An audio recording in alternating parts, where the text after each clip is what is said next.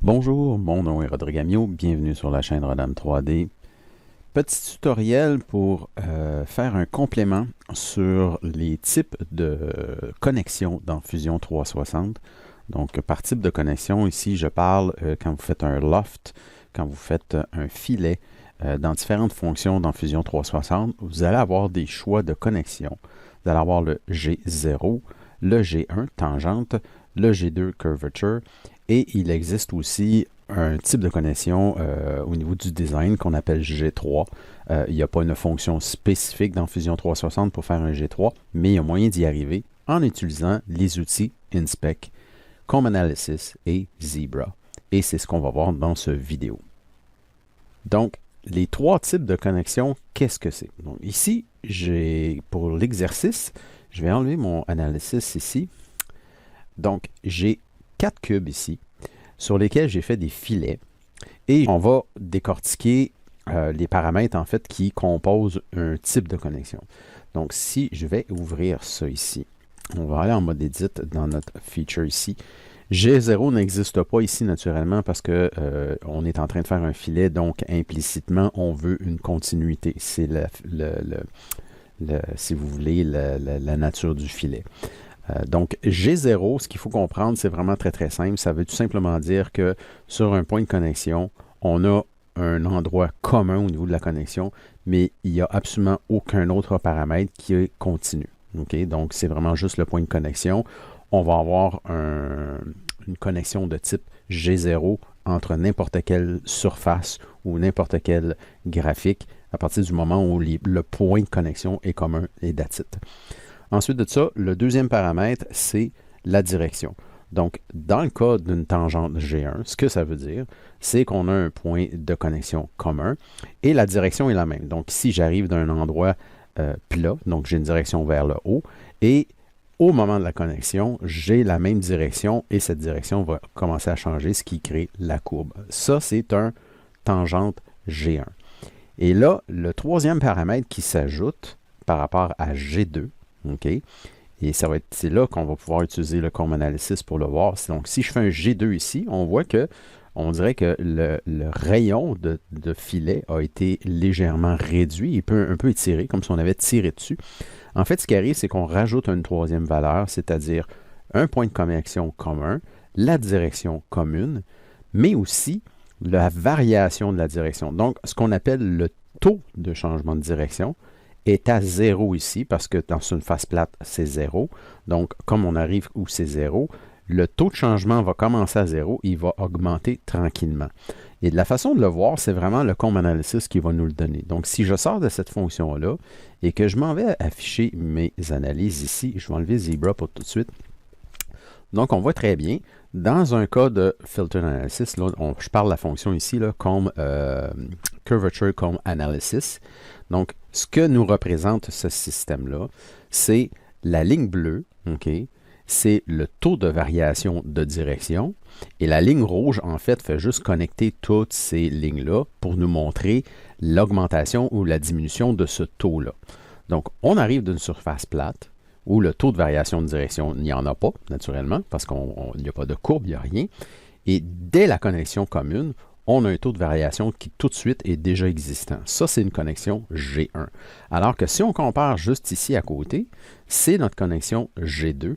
La connexion G2, c'est quoi? C'est qu'au moment de la connexion, j'ai une connexion commune, j'ai une direction commune, mais en plus, mon taux de variation de direction est à 0 et il commence à augmenter. Qu'est-ce que ça fait, ça? C'est que si on regarde les deux surfaces assez près, comme ça ici, je vais me déplacer pour vous le montrer, on voit qu'ici, on commence déjà à avoir une courbure, alors que dans ce cas-ci, j'ai un petit bout qui est droit un peu plus longtemps, ce qui va créer une transition un petit peu plus smooth. Donc, si on imprime ces deux choses-là, au niveau du toucher ici, on va sentir beaucoup plus au niveau du doigt un changement de direction assez drastique, alors qu'ici, ça va être un petit peu plus smooth. Par contre, dans la fonction filet, il y a un autre paramètre avec lequel on peut jouer, c'est le Tangency Weight. Et là, ici, je vous donne deux exemples. On a un exemple de connexion G1. Donc, encore une fois, au moment de la connexion, je ne suis pas à 0, donc j'ai déjà un taux de variation. Par contre, comme j'ai augmenté mon Tangency Weight, la courbure se fait un petit peu plus drastique pour revenir. Donc, le taux d'augmentation de la courbure ici est un petit peu plus régulier, contrairement au premier aussi, où on a un filet vraiment standard, où le taux de variation est continu et on a un arc de cercle, donc avec un rayon très précis. Ici, on n'a pas vraiment de rayon précis, on a une augmentation ici dans la courbure, d'accord? Et si on va voir la fonction ici, c'est celui-là, je m'en vais en mode edit ici, OK? Là, j'ai les 3-4 cubes en superposition. On va enlever ça. D'accord? Donc, le Tangency Weight, c'est ça ici. Donc, on a le choix, c'est entre 0 et 2. Donc, le double de Tangency Weight ou beaucoup moins de Tangency Weight. 1 étant la normale. Donc, 1, c'est vraiment un arc de cercle, vraiment très, très, très simple. OK? Si je m'en vais vraiment à 0.2, là, on va avoir quelque chose, pas 2, mais, pardon, 0.2, on va avoir quelque chose de très écrasé. Donc, en fait, le weight, il faut le voir comme si on appuyait sur le coin ou si on tirait sur le coin, 2 étant le maximum. D'accord? Et là, on va étirer au maximum la possibilité du filet. Mais on est toujours en connexion G1. D'accord? Alors que quand on regarde la connexion G2, je m'en viens ici, j'essaie de ne pas vous donner mal au cœur, on voit que la connexion G2, ça va commencer beaucoup plus smooth, OK? Et contrairement à l'autre G2, ben, comme j'ai augmenté mon Tangency Weight à 2, j'ai une transition qui est très, très, très régulière, qui va s'apparenter ici à un G3. Il faut noter que l'effet du Tangency Weight va accentuer le rayon. Donc, on va avoir tendance à allonger notre filet. Donc, ici, j'ai un filet de 10 mm. Ici, je suis rendu à 15. Et là, quand je commence à combiner les deux, je suis obligé de l'augmenter à 20 pour avoir sensiblement le même genre de courbure. Parce que sinon, si je le laisse à 10, oui, je vais avoir quelque chose de très régulier. OK, on va essayer. Oups, on va ramener dans le gars. On va enlever la visibilité de tous les autres. OK, donc, si je restais, je suis même à 25 ici, donc si j'étais resté à 10, on aurait quelque chose de très, très, très abrupt là. Oui, c'est continu, OK? Au niveau du graphique, on va avoir quelque chose de très continu. Par contre, la courbure est vraiment très, très, très abrupte. OK? Et qu'est-ce que ça donne, ça? Mais c'est là que le Zebra devient intéressant. Si j'enlève mon Section Analysis et que je retourne dans Zebra, le Zebra, c'est le même genre de principe qu'on veut vérifier par rapport au Comb Filter Analysis. Par contre, le Zebra va nous le donner sur la surface au complet. Et le principe du Zebra, c'est quoi? Ben, c'est un principe qui existe déjà, qui est utilisé dans l'industrie automobile, où on rentre la voiture dans une pièce. Et dans la pièce, soit c'est des projections de lignes infrarouges ou bien les murs peinturés. En gros, ce qu'il faut comprendre, c'est que dans Fusion, ce qui arrive, c'est que la surface devient une espèce de miroir. Et c'est comme si les murs de la pièce dans laquelle on est, il y avait un paquet de stripes noirs dessus, un paquet de lignes noires. Et ça va nous donner l'effet de réflexion de la lumière sur le cube. Donc, on voit très bien que ici, au niveau du tangent, à cause de cette variation de taux de variation de direction qui commence drastiquement, on a vraiment une coupure ici. On la voit très bien, la coupure. D'accord? Si on s'en vient sur le deuxième, la coupure est moins évidente. Si on s'approche un peu, on va avoir une meilleure résolution. Quoiqu'ici, j'ai un petit sketch là. La coupure est un petit peu moins évidente, mais on a quand même un changement drastique. Donc, on le voit ici. Je n'ai pas de coupure, mais avec un changement vraiment très drastique. Ensuite de ça, si je m'en viens avec toujours une connexion G1, mais j'étire le Tangency Weight, ben là, la coupure est un petit peu moins grande, mais c'est quand même un coin franc ici. Là. Il n'y a pas de continuité. Et là, on comprend vraiment là, la fonction du Comb Analysis. Donc, on voit très bien que si tous les paramètres s'enlignent de façon graduelle et linéaire comme ça, on va avoir une transition qui est beaucoup plus régulière au niveau de la lumière. Donc, on n'oublie pas, c'est vraiment 4 paramètres différents entre le premier et le dernier. Donc, une connexion qui n'aurait pas de filet du tout, on parle de G0. La seule paramètre commun, c'est le point de connexion. Tangente G1, on a un point de connexion commun et une direction commune. Le G2, on a un point de connexion commun, une direction commune et aussi le même taux de variation de courbure au moment de la connexion. Et G3, en plus de ces 3 paramètres-là, on a un taux de variation continu. Pour vraiment bien voir cet effet-là, on peut, dans un sketch, Okay? Si je m'en viens dans un sketch ici, je vous explique un peu ce que j'ai fait avec le sketch. C'est qu'ici, j'ai carrément un arc de cercle. Donc, c'est vraiment un rayon régulier. On voit le centre du cercle ici au niveau du rayon. Ça ici, c'est un spline. Donc, c'est vraiment un spline que j'ai fait avec lequel on a des contrôles de Bézier ici qu'on appelle. Et j'ai reparti un autre spline ici. D'accord? Donc, si je bouge ce spline-là, on voit ici que j'ai quelque chose qui est cassant. Et là, si je sélectionne toutes ces choses-là, il y a moyen en sketch, c'est moins évident parce qu'on ne peut pas aller en inspect puis choisir le comb analysis et choisir notre graphique, ça ne fonctionne pas. D'accord? Donc, sortir de là, il faut choisir les vecteurs sur lesquels on veut une analyse. Et là, c'est sur le bouton de doigt. Et si vous allez dans les menus, on va avoir un Toggle Curvature Display. Et à ce moment-là, on a ça. On peut ajuster les paramètres. Le default fonctionne assez bien en général. Et si je fais Enter, on a notre analyse de curvature. Donc, on voit très bien ici les continuités de nos différentes variations dans les directions et les courbures. Donc ici, dans notre arc de cercle, on le voit très bien que c'est quelque chose de régulier. Donc, les barres bleues ici ont tous la même longueur. Pourquoi? Parce que le taux de variation est continu. Ici, on a un taux de variation qui bouge. Et là, l'idée, c'est d'essayer de rendre toutes ces connexions-là le plus smooth possible. Et les outils qu'on a par rapport à G1, G2, bien, on a le fameux tangente. Le tangente va créer une connexion G1. Donc, si j'utilise le tangente et que je m'en viens entre ici et ici, on a une connexion G1, c'est-à-dire que la direction est la même. Par contre, on a vraiment un taux de variation complètement différent ici. Je n'ai pas un taux de variation égal, j'ai juste une direction égale.